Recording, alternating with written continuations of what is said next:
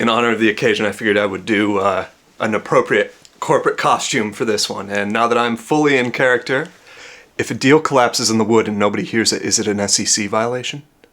The hit HBO television series Succession will have its series finale on May 28th at 9 p.m. Eastern, 6 p.m. Pacific in the United States. And at the time of this filming, there are only 3 episodes left in this series. So I did just want to share with you all my big 3 predictions as to what will happen in the show based on the Shakespearean play King Lear, which was one of the biggest influences and inspirations for the actual show, according to the show's creators.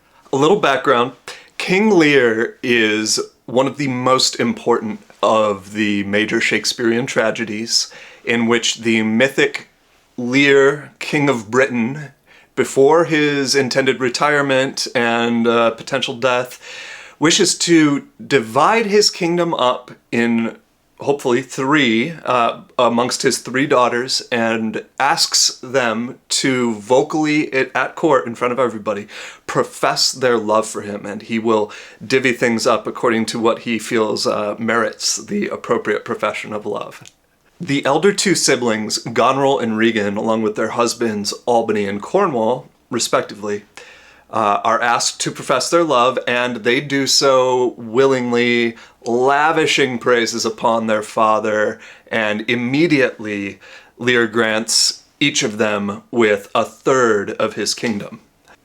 Having conformed to his wishes and professed his love to him, Lear then turns to his youngest daughter, Cordelia, unmarried, and asks her to do the same, and she simply declines, hard pass, and says, "Dad, I love you no more than you know I love you according to our bond, and I love you like a daughter should love her father. I'm going to reserve the rest of my love for my husband-to-be whenever he is chosen."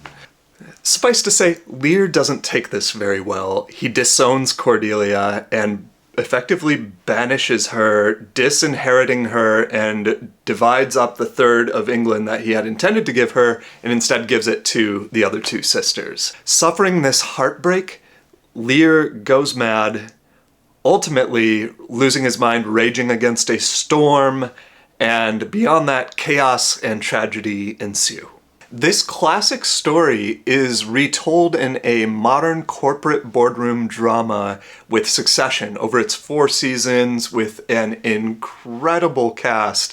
It tells the story of Logan Roy, the Lear figure in the show, and his attempts to decide the inheritor successor for leadership of his mega media conglomerate, Waystar Royco. Waystar Royco is a fictional representation of Lear's England, but in our modern era, it's also a fictionalized version of Rupert Murdoch's News Corp and Fox Corporation, with the ATN news television channel in the show being a pretty distinct representation of Fox News in the United States.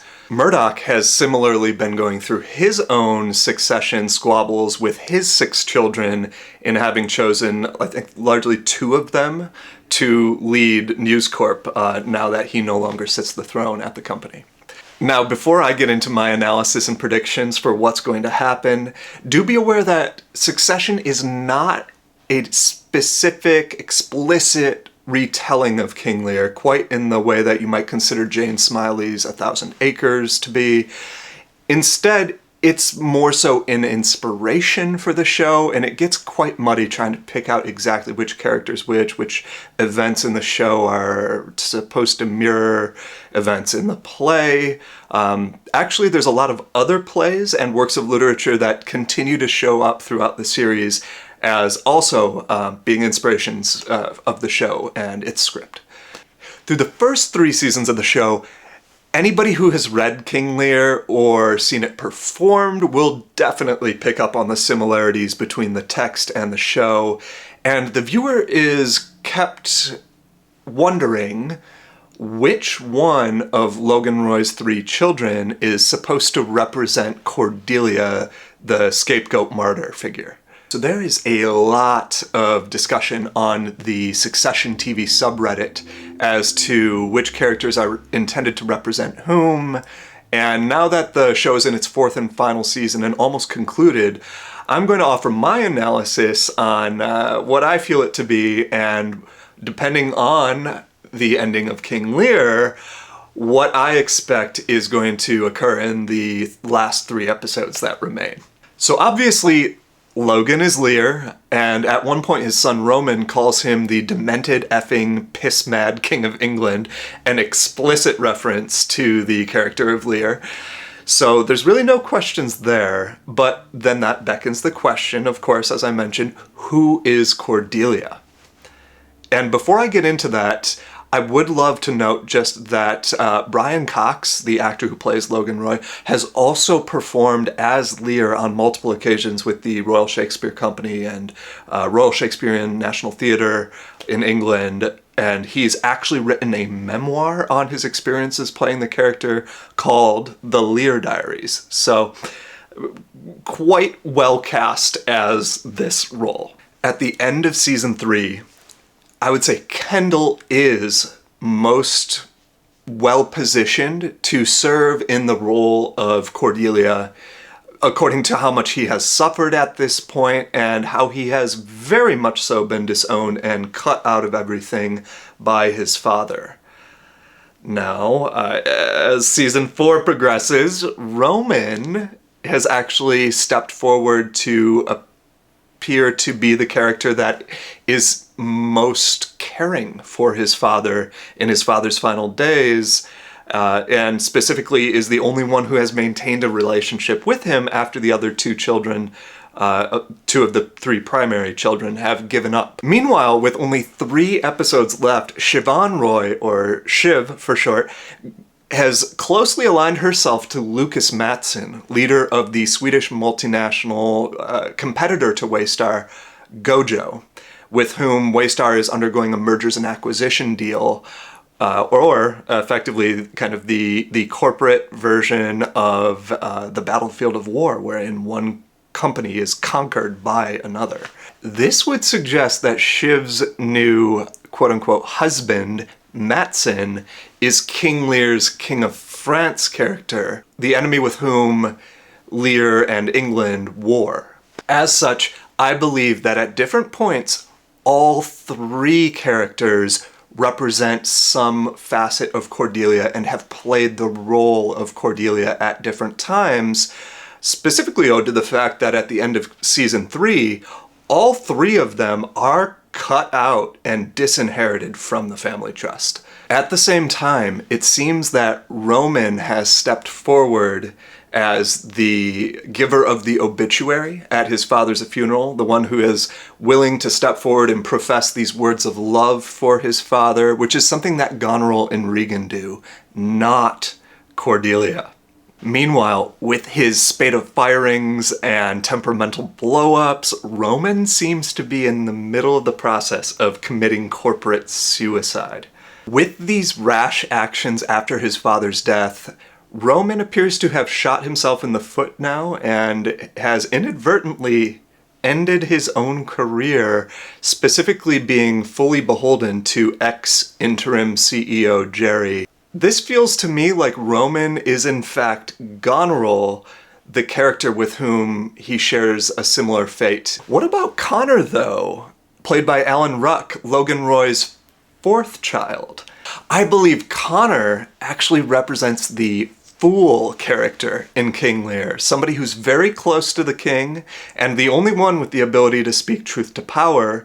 And besides, why would Lear keep a figure like the fool around who's a constant thorn in his side, humiliating him publicly at his court, if he didn't have a good reason to, such as if he were, say, an illegitimate child himself, or, as Connor is depicted as being in the show, the child by a different mother, in fact.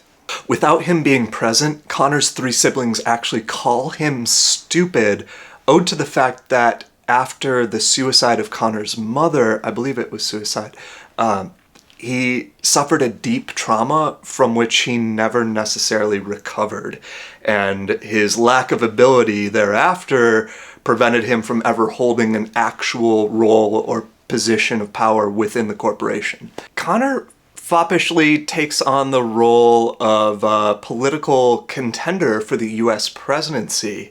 A sort of political clown fool character, not aligned with Republicans or Democrats, but instead running as an independent, contrary to his father's own wishes, and actually serving as somewhat of a foil to his father's best interests. As ATN/Fox News is thoroughly behind their Republican candidate, a pseudo-fascist named Mencken. Because of this, Connor may actually be causing the corporation's candidate the election because of his ability to, like Ross Perot or someone, capture a small enough chunk of the conservative vote to be able to split it and lose them the election. So if Matson is the King of France, Connor is the fool, the three kids are the three daughters of Lear, and Logan is Lear, then who plays Edgar and Edmund, the other two most important characters of King Lear? Well, Edgar is the true-born son of the Earl of Gloucester, who is Lear's right-hand man, and I believe represented in the show by Greg's grandfather, Ewan Roy, who himself gives up a bit of his fortune.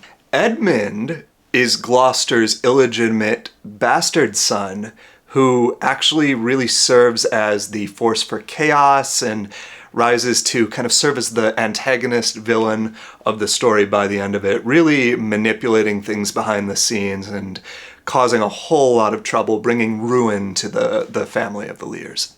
A little separately, at one point, Tom Wambsgans refers to himself and his aide, Gregory Hirsch, Ewan's grandson, as Nero and his castrated freedman slave kind of best friend Sporus, jokingly, but I think this is an indication that Tom sees himself as stripping Greg of his power, while early in season 4, Tom and Greg jokingly refer to themselves as the Disgusting Brothers, as a label of their kind of sexual exploits roaming the streets of New York, trying to find their next hookups. Here is the key to who is who.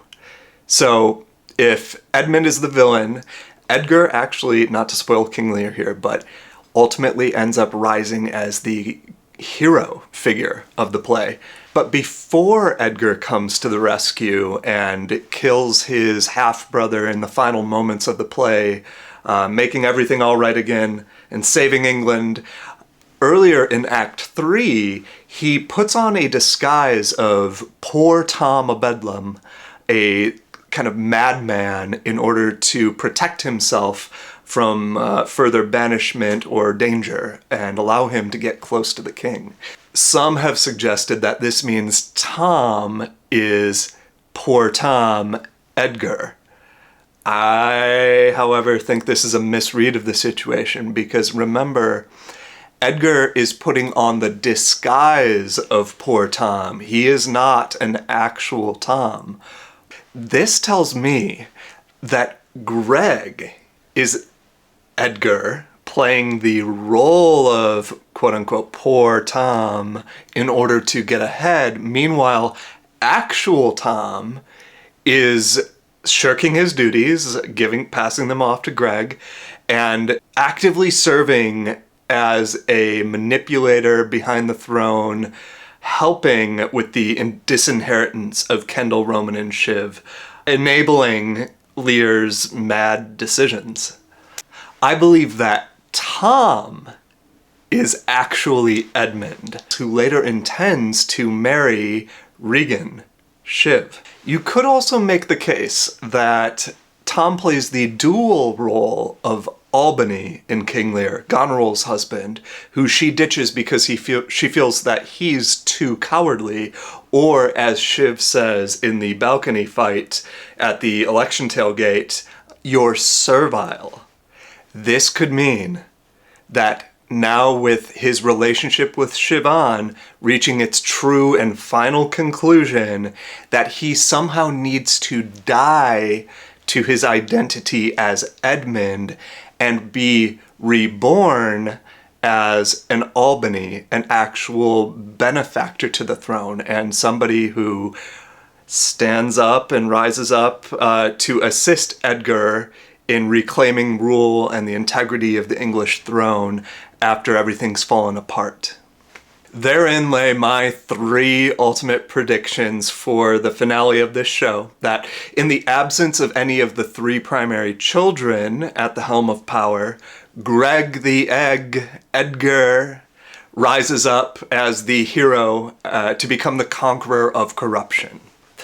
And without his father around anymore, this leaves Kendall, the true successor CEO, most well suited for the role of Cordelia, the prodigal daughter, who is ultimately executed by the forces of her siblings, while this leaves some combination of Greg and Tom as Albany to scrape up the pieces of the kingdom, Waystar Royco, and carry it on into the new era. There we have it. What are your predictions?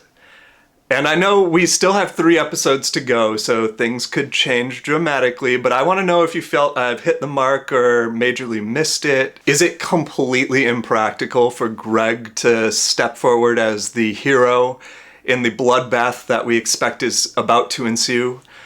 Regardless, I hope you like this one, as it was a little different kind of pop culture tie-in to one of my favorite plays, a little different kind of content than I normally do. One way or another, if you'd like to see more content like this, please feel free to subscribe below, and we'll have more content coming on the way. As always, thank you so much for watching.